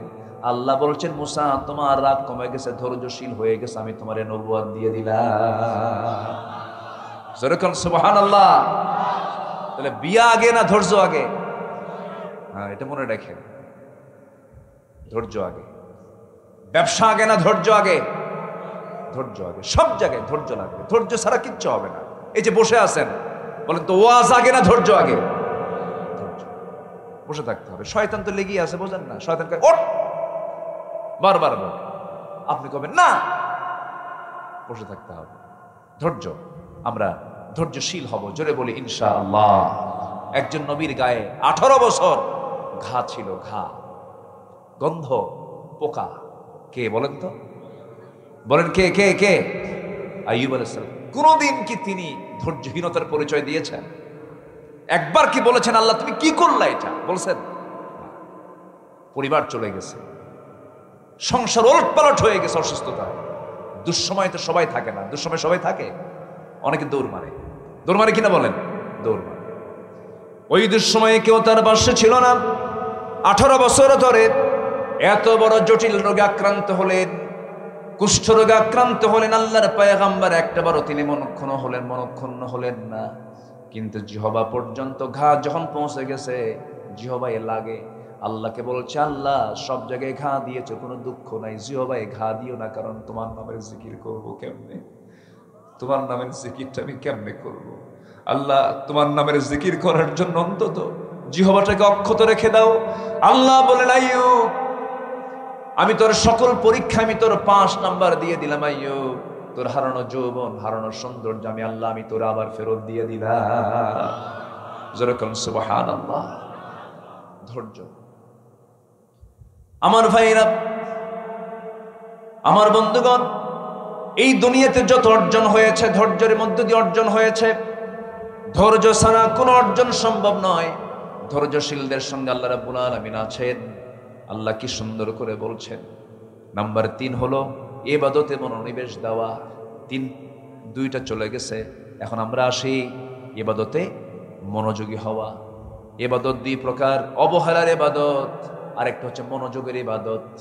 অনেকে নামাজে দাঁড়ায় কিন্তু খেয়াল টিয়াল কিচ্ছু নাই। আছে না এরকম? আছে না? আছে না? আছে কিনা বলেন? আছে। নামাজের মজা তারা পাবে না। কোন এক রমজান মাসে আমি মদিনায় শেষ রাত্রে আমি কিয়ামুল লাইলে নামাজে দাঁড়ায় গেলাম। ইমাম সাহেব নামাজি দাঁড়ায় গেলেন, লম্বা 2 রাকাত নামাজ পড়লেন। লম্বা 2 রাকাত নামাজ আমার যতটুকু মনে পড়ে, সেই দিন 40 থেকে 50 মিনিট মাত্র 2 রাকাত নামাজ তারা আদায় করতে পেরেছেন, শেষ করেছেন। জোরে কান আল্লাহু আকবার। মাত্র কয় রাকাত? 40 থেকে 50 মিনিট সময় লেগেছে। নামাজের মধ্যে মজা যদি না পাওয়া যায় তাহলে কি থাকা যাবে? মজা পেতে হবে। নামাজের একটা মজা আছে, ইবাদতের একটা মজা আছে, একটা স্বাদ আছে। সেই স্বাদটা পাওয়ার জন্য সবার আগে শর্ত হলো মনোযোগ দেওয়া। কি দেওয়া বলেন তো? মনোযোগ দেওয়া। সাইয়েদনা আলী জিহাদের ময়দানে যুদ্ধ করতে গিয়ে পায়ের মধ্যে তীরবিদ্ধ হয়ে যুদ্ধ ময়দান থেকে ফিরে এসেছেন। তীর যখন ঢোকে, সোজা ঢুকে যায়, সহজে কি বের হয়? সহজে কি বের হয়? টান দিয়ে বের করার সময় কিন্তু উল্টা দিকে সহজে বের হয় না। চরম কষ্ট পাচ্ছেন তিনি। সব সাহাবীরা পরামর্শ করলো কি করা যায়। নবীর কাছে বলা হলো, হুজুর, আলীর তো এই অবস্থা হয়েছে, কি করি আমরা? আমার রাসূল বলছেন, শোনো, স্বাভাবিকভাবে তোমরা তার পা থেকে তীর বের করতে পারবে না, ও কষ্ট পাবে, খুব কষ্ট। কিন্তু আমি জানি আমার আলীর নামাজের মধ্যে মনোযোগিতা কেমন, আমি জানি। তোমরা আলীকে নামাজে দাঁড়াতে দাও, নামাজের মধ্যে তোমরা তার পা থেকে টান মেরে তীরটা বের করে দিবা। একটু আস্তে করেন সুবহানাল্লাহ, আর জোরে করেন সুবহানাল্লাহ। নামাজের মধ্যে একটু মশা পড়লে পরে আছে কিনা? আর নামাজ যদি একটু লম্বা করে, সূরা লম্বা করলে তার কোনো লোকপাত চলবে না, তাই না? তখন মারে কি গলার একটা আওয়াজ, হুজুর শেষ করো না। মনোযোগ, মনোনিবেশ হতে হবে। والذين هم للصلاة والذين قد أفلح المؤمنون الذين هم في صلاتهم خاشعون। খুশুর সাথে অত্যন্ত মনোযোগ দিয়ে নামাজ পড়তে হবে। আমার নবীজির এমন সময় গেছে, ঘন্টার পর ঘন্টা চলে গেছে শুধু একটা সেজদার মধ্যে, সেজদার ভিতরে। সেজদা দিলে জবাব দেন কে? আস্তে জবাব দেন কে? আপনি সেজদার মধ্যে আপনি যা চাবেন আল্লাহ তাই কবুল করবেন। কেন কবুল করবেন না? তিনি কবুল করার জন্য তিনি তো আছেন, তিনি তো আবার কবুল করবেন। আমি ডাকবো, আমার ডাকে সাড়া খেয়ে দিবেন। কে দিবেন? আল্লাহ দিবেন। কিন্তু মনের মতো করে চাইতে হবে, মনোযোগ দিয়ে চাইতে হবে। আমরা সকল ইবাদতে আমরা মনোযোগী হব। জোরে বলি ইনশাআল্লাহ। আল্লাহ রাব্বুল আলামিন বলেন, وما أمروا إلا ليعبدوا الله مخلصين له الدين حنفاء ويقيموا الصلاة ويؤتوا الزكاة وذلك دين القيمة। জোরে বলুন আল্লাহু আকবার। ইখলাস ঠিক থাকতে হবে, একমাত্র আল্লাহর জন্যই সব কিছু করতে হবে। চোখের পানি বারবার ফেলার চেষ্টা করতে হবে কার সামনে বলেন? আল্লাহর পছন্দের বান্দা তো তারাই। আল্লাহ রাব্বুল আলামিন বলেন, والذين يبيتون لربهم سجدا وقياما والذين يقولون ربنا اصرف عنا عذاب جهنم إن عذابها كان غراما إنها ساءت مستقرا ومقاما জোরে বলুন আল্লাহু আকবার। ইমানদার বান্দা তো তারাই, আল্লাহর রহমানের প্রিয় বান্দা তো তারাই, রাত যখন গভীর হয়ে যায় নরমাল বান্দাগুলো ঘুমিয়ে পড়ে, বিশেষ বান্দাগুলো সেজদায় পড়ে পড়ে ডুকরে ডুকরে শিশু বাচ্চার মতো হাউমাউ করে কাঁদে আর বলে আল্লাহ আমারে মাফ করে দাও, অমুক দিন গুনাহটা করছি, অমুক দিন পাপটা করছি, অমুক দিন আমি অমুক পাপের সঙ্গে জড়িয়েছিলাম, আল্লাহ তুমি আমারে মাফ করে দাও। চোখের পানিগুলো যদি আল্লাহর ভয়ে যদি কোনো বান্দা ফেলতে পারে, 7 সমুদ্রের পানি দিয়া জাহান্নামের একটা কিরণা কেউ নিভাতে পারবে না। যদি কোনো বান্দা যদি একমাত্র আল্লাহর ভয়ে 1 ফোঁটা চোখের পানি যদি ফেলতে পারে, ওই 1 ফোঁটা চোখের পানি আল্লাহ রাব্বুল আলামিন 7টা জাহান্নাম নিভায়া দিয়ে তার জন্য 8টা জান্নাত খুলে দিবে। আমরা কাঁদবো কার কাছে ভাই? আসতে বলবো না, কাঁদবো কার কাছে? আল্লাহর কাছে। দিল খুলে কাঁদবো আমরা, মন খুলে কাঁদবো আমরা, ফুপে ফুপে কাঁদবো আমরা। আল্লাহর কাছে সব অভিযোগগুলো দেব, আল্লাহর কাছে সব প্রস্তাবনাগুলো দিয়ে দেব, আল্লাহর কাছে সব কোশ্চেনগুলো আল্লাহর সামনে হাজির করে বলবো, আল্লাহ তোমার কাছে যা চাইলাম তাও দাও, যা চাই নাই তা প্রয়োজন তাও দিয়ে দাও। আমাদের চাওয়ার জায়গা বলুন তো একমাত্র কার কাছে? আসতে বলবেন না, কার কাছে? আল্লাহর কাছে। আল্লাহর কাছে আমরা চাবো, অত্যন্ত মনোযোগ দিয়ে চাবো, গুরুত্বের সঙ্গে চাবো। তাহলে 1 নম্বরে চলে গেল তাকওয়া, নাম্বার 2 হলো ধৈর্য, মনে থাকবে সবার। নাম্বার 3 হলো ইবাদতে মনোনিবেশ দেওয়া, মনোযোগ দিয়ে ইবাদতগুলো সম্পূর্ণ করা। নাম্বার 4 হলো আল্লাহর সন্তুষ্টির জন্য আল্লাহর পথে দান করা। দান করব কার জন্য? আসতে বলবেন না, কার জন্য? আল্লাহর পথে আমরা আল্লাহর সন্তুষ্টির জন্য দান করব। মান যাল্লাযী ইউকরিদুল্লাহ করদান হাসানান ফায়ুদাঈফাহু লাহু আদআফান কাসীরা ওয়াল্লাহু ইয়াকবিদু ওয়া ইয়াবসুত ওয়া ইলাইহি তুরজাউন। জোরে বলুন আল্লাহু আকবার, আরো জোরে আল্লাহু আকবার। আমি আল্লাহর পথে কেন দান করব? আল্লাহ পাক আমাকে দেয় নাই? আল্লাহ আমাকে দেন নাই? কি কম দিয়েছেন না অনেক দিয়েছেন? কম দিয়েছেন না বেশি দিয়েছেন? আল্লাহর দেওয়া কি আমার আপনার জন্য কি কম না অনেক বেশি? মাথা থেকে পা পর্যন্ত একটু তাকায় দেখেন কি আল্লাহ পাক দেন নাই, সব দিয়েছেন। আসেন আমরা দোয়া করে দিই নাকি? হ্যাঁ, তো ওই যে 2-1 করে ওঠে, কি সমস্যা কি বুঝলাম না? হ্যাঁ, একটু বসেন, একটু বসেন, আমাকে একটু সময় দেন, আর একটু সময় দেন। আপনি কি জানেন, আপনি যখন সামনে থেকে উঠে দাঁড়ান, যিনি কথা বলেন তার কলিজার একটা করে তার ছেড়ে খুব কষ্ট হয় না, যেন আমি কষ্ট দিচ্ছি কিনা, কষ্টের উদ্রেক হচ্ছে কিনা। একটু বসেন। মেহমানকে সম্মান করা কি বলেন তো? ওয়াজিব। আমি তো মেহমান, ভাঙ্গাচুরা হোক মেহমান। আবার আমরা সবাই এখন কার মেহমান? বলেন কার মেহমান? বলেন আল্লাহর মেহমান। এখানে শৃঙ্খলা আছে, একটু বসেন। মন চাইলে উঠলাম, মন চাইলে বসলাম না। কোরআনের মাহফিলে আদব রক্ষা করা আমাদের একটা গুরুত্বপূর্ণ দায়িত্ব। আল্লাহ বুঝার তৌফিক দান করুন। মাহফিলকে সফল করতে হবে কি আগে ভাগে যে না শেষ করে? শেষ করে। আমরা শেষ করে যাই।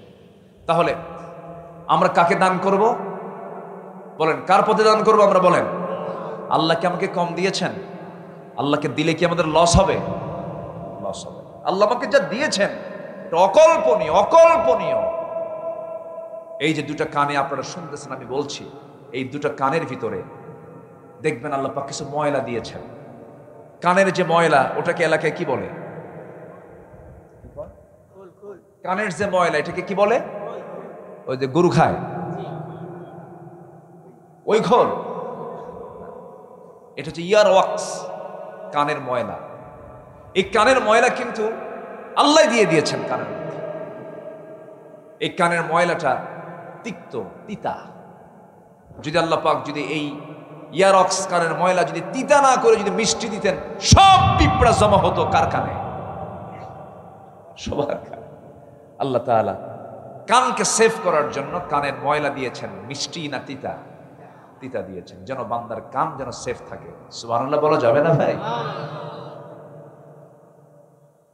যদি মিষ্টি হতো, সলিমুদ্দি ঘুমাতে নিয়ে আরেক কলিমুদ্দির পাহারা দেওয়া লাগতো, পিঁপড়া কোন দিক দিয়ে আসে, কত বড় বেকায়দা হয়ে যেত। কিন্তু আল্লাহ রাব্বুল আলামিন কানের মধ্যে এরকম তিতা দিলেন যেন কোনো পিঁপড়া না যায়, কোনো পোকামাকড় না যায়। আবার এই কান থেকে সোজা আপনি চোখে চলে আসেন, চোখ, কান, নাক, পদ্মা, মেঘনা, যমুনা যত বড় তার চেয়ে বেশি বড় হলো আমার চোখ, কান, নাক, গলা। অনেক বড় ডিপার্টমেন্ট এটা, ইএনটির ডাক্তার যারা তারা বুঝেন কত বড় নিয়ামত তিনি দিয়ে দিয়েছেন।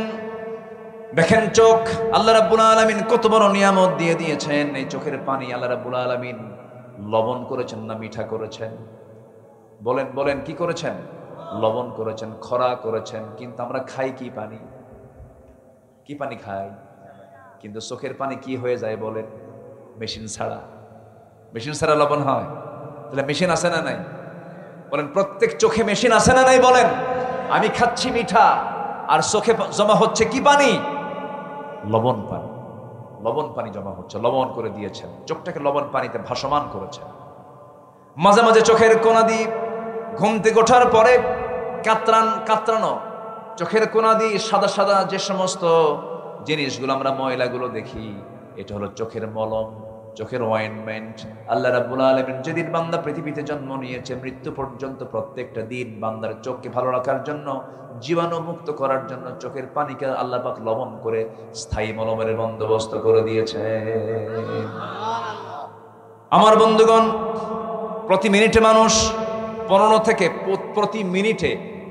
থেকে 20 বার পলক ফেলে। 15 থেকে 20 বার পলক ফেলে। এই পলক শুধু পড়েই না, বরং প্রতিটা বার পড়ার সময় অশ্রু থেকে লিকুইড ছড়িয়ে দেয় পুরো চোখে। এর ফলে চোখ থেকে আর্দ্র ধুলাবালি, ক্ষতিকর জীবাণু থেকে মুক্ত। পলক হলো চোখের প্রাকৃতিক ওয়াইফার, যা ঘুমের মধ্যেও চোখের সুরক্ষা নিশ্চিত করে। প্রতিদিন আমাদের চোখে গড়ে 1 মিলিলিটার অশ্রু তৈরি হয়, যা স্বচ্ছ অথচ অত্যন্ত কার্যকর এক তরল পদার্থ। এই অস্ত্রের মধ্যে থাকে লাইসোজাইম নামের এক প্রাকৃতিক অ্যান্টিবায়োটিক, যা চোখকে ব্যাকটেরিয়ার আক্রমণ থেকে রক্ষা করে। যখন মানুষ বেদনায় ভরাক্রান্ত হয়, আত্মা আল্লাহর ভয়ে কান্দে, কাঁপতে থাকে, তখন বান্দার চক্ষু বেয়ে বেয়ে কি পড়ে বলেন? পানি বের হয়, অস্ত্র বের হয়, গালের উপর দিয়ে এটা চলে আসে। এই অস্ত্র আবার চোখের বাইরের অংশে পুষ্টি অক্সিজেন সরবরাহ করে। কর্নিয়াতে রক্তনালী থাকে না, তাই চোখকে রক্ষা করার জন্য শুকিয়ে যাওয়া সেই ব্যাকটেরিয়া ক্ষয় রোধ করে সংক্রমণ থেকে, ব্যাকটেরিয়ার আক্রমণ থেকে বান্দার চোখ আল্লাহ রাব্বুল আলামিন সম্পূর্ণ জীবাণুমুক্ত করে দেন। জোরে বলেন সুবহানাল্লাহ। কে চালান? চোখকে চালান, চোখকে চালান। আর চোখ দিয়ে দেখে কে? আল্লাহ দেখে না? চোখ চালান কে? আর চোখ দিয়ে দেখে কে? বান্দা। আল্লাহ চোখ চালায় নেন, কি সুন্দর করে চালিয়ে দিয়েছেন। আমাদের 2 চোখে প্রায় 27 কোটি 40 লক্ষ ফটো রিসেপ্টর নামক নিয়োজিত শ্রমিক আল্লাহর হুকুমে তারা সর্বক্ষণ কাজ করছে। 27 কোটি 40 লাখ ফটো রিসেপ্টর। আল্লাহু আকবার বলে, কম কথা? কিভাবে এই চোখকে আল্লাহ পাক আমাকে সাজিয়ে দিয়েছেন, সুন্দর করে আমাকে দেখিয়ে দিয়েছেন, দেখার সুযোগ দিয়েছেন। এই চোখ দিয়া আপনি নারীর দিকে তাকায়, নারীর দিকে তাকায় আপনি অস্থির হয়ে যাচ্ছেন, নারীর জন্য পাগল হয়ে যাচ্ছেন। অথচ যে চোখ আল্লাহ বানিয়েছেন, শুকরিয়া আদায় করব নারীর না আল্লাহ? আল্লাহ। এই চোখ যদি না থাকতো আমি দেখতেই পারতাম না। অবদান কার? অতএব আমরা দান করব কাকে? কার পথে খরচ করবো? কার পথে খরচ করবো বলেন? আল্লাহর পথে। এই জন্য মাঝে মাঝে সৃষ্টিগুলোকে নিয়ে একটু গবেষণা করতে হয়। আল্লাহ পাক বান্দাকে এই জন্য বলছেন, কি সুন্দর করে দেখেন, আলাম নাজআল লাহু আইনাইনি ওয়া লিসানান ওয়া শাফাতাইনি ওয়া হাদাইনাহু নাজদাইন। জোরে বলুন আল্লাহু আকবার। আরো জোরে বলুন আল্লাহু আকবার। আমার বন্ধুগণ, আল্লাহ বলছেন, বান্দারে আমি টানা টানা 2টা চক্ষু দিলাম, সুন্দর 2টি ঠোঁট দিলাম, আবার সুন্দর একটা জিহ্বা দিলাম। জিহ্বাকে আল্লাহ পাক শুকনা রেখেছেন না ভিজা রেখেছেন? বলেন বলেন বলেন। মানুষ যখন ঘুমায় তখন বুঝি শুকনা হয়ে যায় না আরো বেশি ভেজা থাকে? ভেজার ঠেলায় বালিশ ভিজা শেষ। কি ঠিক কিনা বল? বালিশে কি পড়ে? বলেন কি পড়ে? লালা পড়ে। আল্লাহু আকবার বলবেন না ভাই? আল্লাহ সারা জীবন আমার জিহ্বাকে আল্লাহ পাক ভিজায় রেখেছেন, সারা জীবন ভিজিয়ে রেখেছেন। একটু শুকনা হলে রুচি আসে, জ্বর হলে মুখ তিতা হয়ে যায়, মুখ কি হয়ে যায়? সব খাবার কি লাগে? তিতা লাগে। তখন বোঝা যায় যে হ্যাঁ, লালার কি বরকত আর জিহ্বার স্বাদের কি মজা, তখন টের পাওয়া যায়। আল্লাহ পাক বলছেন, বান্দা কি সুন্দর তোকে একদম সিক্ত করা জিহ্বা দিয়েছি, ভিজানো জিহ্বা দিয়েছি, এবং সে লালাতে কোনো স্বাদ রাখি নাই। স্বাদ রাখলে তুই মিষ্টির স্বাদ পেতি না, তুই পুটির স্বাদ পেতি না। আজকে কমিটিতে খাওয়াইছে আমারে, আল্লাহ তুমি জান্নাতের খাবার খাওয়া, খুব খাওয়াইছে আলহামদুলিল্লাহ। একদম ভর্তা থেকে শুরু করে একদম সব কিছু। কি খাবেন কি আপনি? মানে দেখার ঠেলায় খাওয়া শেষ। অনেক আয়োজন করেছে তারা। এই যে এত প্রকারের স্বাদ, কিন্তু জিব্বা কয়টা? যদি এটা নাট বল্টু সিস্টেম হতো, ব্যাগ ভর্তি 50টা জিব্বা নিয়ে যেতে হবে। গরু গোশত খেলে নাট বল্টু দিয়ে লাগাও। কি কথা বোঝেন নাই? লাগাবেন কখন, খাবেন কখন? জিব্বা একটা, হাজার খাবার। সুবহানাল্লাহ বলেন। আল্লাহ পাক কি নিয়ামত দিয়ে দিয়েছেন। জিহ্বা কয়টা? একটা। আর খাবার অসংখ্য।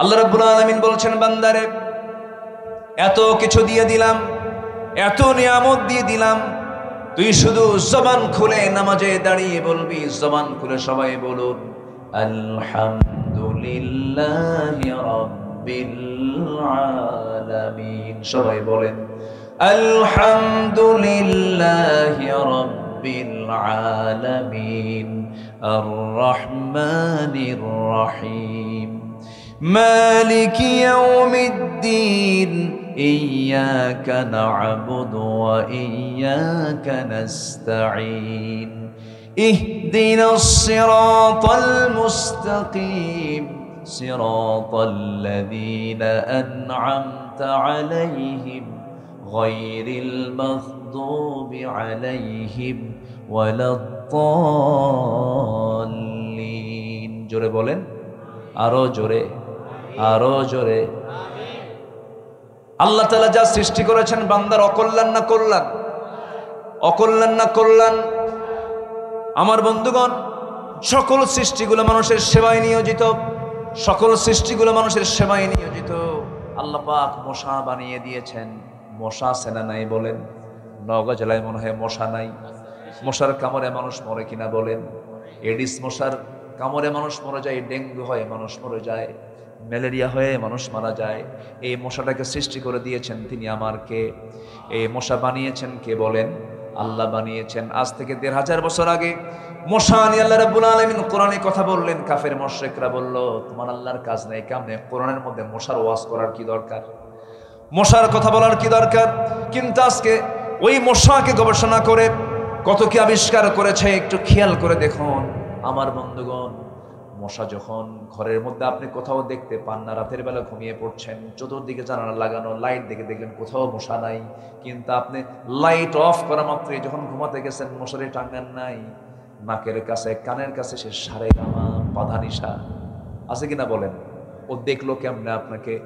আল্লাহ তাআলা মশার ভিতরে এমন একটা শক্তি দিয়েছেন, 75 ফুট দূর থেকে টের পায় এখানে কোন সলির মধ্যে শুয়ে আছে। 75 ফুট দূর থেকে। আল্লাহু আকবার বলেন। আমি আপনি টের পাই না, মশা ঠিকই খুঁজে পায়। মশা যখন কারো শরীরে বসে, ও কি বলে সলির মধ্যে আমি কিন্তু আসলাম? কয়। আপনি কি টের পান? টের পান না। হঠাৎ করে আপনার দেহে মশাটা বসে পড়ে। মশা বসে আগেই হুল ফুটায় না, আগে কি করে জানেন? অ্যানেস্থেসিয়া করে। কি করে? অ্যানেস্থেসিয়া। যারা মেডিকেলে ডাক্তাররা যারা অ্যানেস্থেসিয়া হচ্ছে, আগে অজ্ঞান করে, আগে ওইটুকু অংশ আগে অজ্ঞান করে, সেন্সলেস করে, এরপরে হুলটা ফুটায় দেয়, জায়গা মতো করে খায়া ও চলে যায়। আল্লাহু আকবার বলে। আল্লাহ পাক এমনি উদাহরণ দেন নাই। মশা এটা মারাত্মক একটা সৃষ্টি। অত্যাধুনিক প্রযুক্তি তৈরি হয়েছে মশার সৃষ্টি থেকে। মশার চোখ সাধারণ কোনো চোখ নয়, এটা এক অত্যন্ত জটিল গঠনের কম্পাউন্ড আই। এটা মারাত্মক আল্লাহ তাআলার একটা সৃষ্টি। এটা মানে এটাকে গবেষণা করে অনেক কিছু তৈরি হয়েছে। কম্পাউন্ড আই, যেখানে শতাধিক ক্ষুদ্র লেন্স একসঙ্গে কাজ করে, এই জন্য সে চতুর্দিকে একসঙ্গে দেখতেও পারে।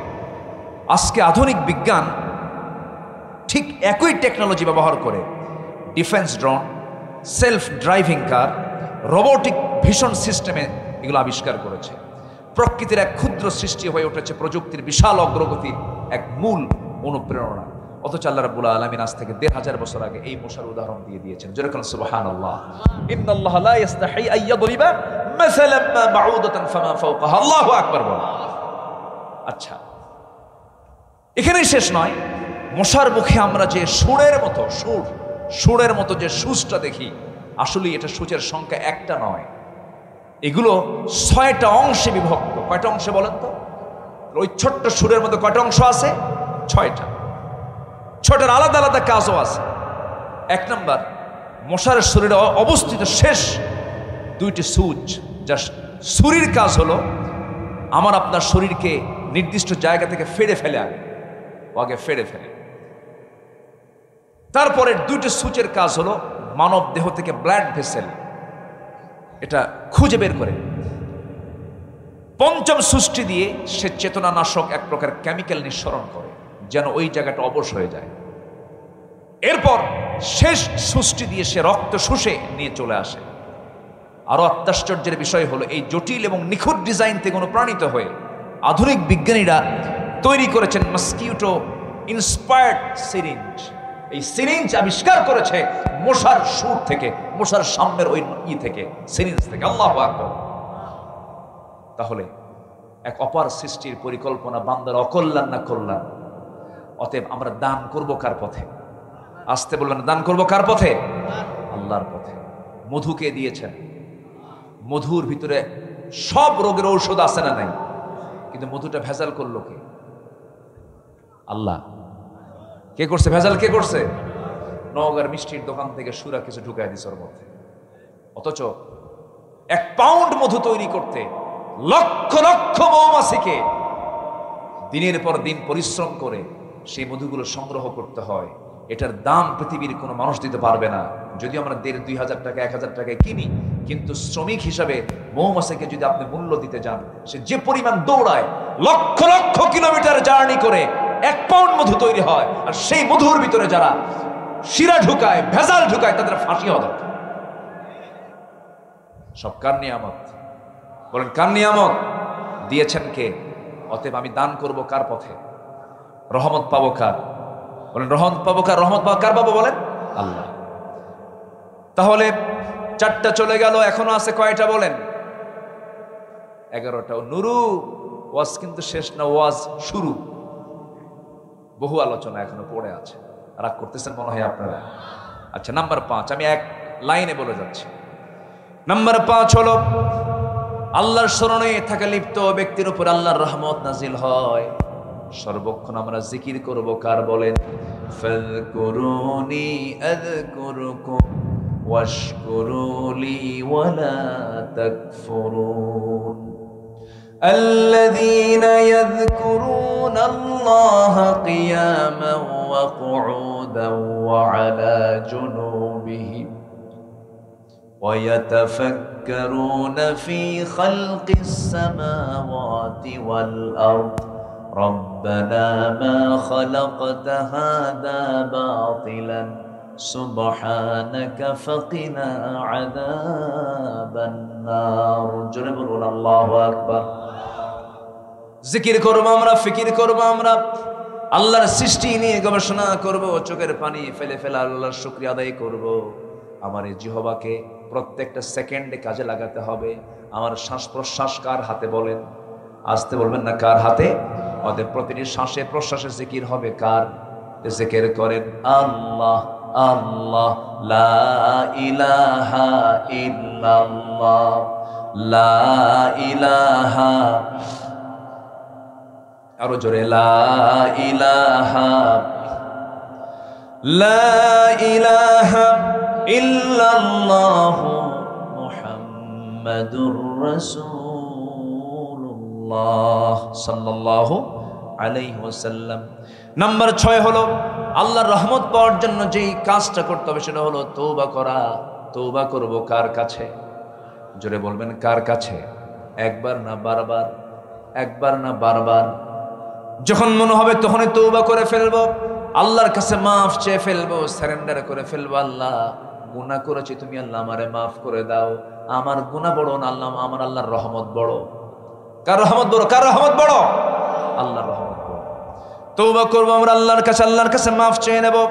ইয়া আইয়ুহাল্লাযীনা আমানু তুবু ইলাল্লাহি তাওবাতান নাসুহা। তওবাতুন নাসুহা করো, যেমন করে তোমরা তওবা করা দরকার সেইভাবেই তওবা করো।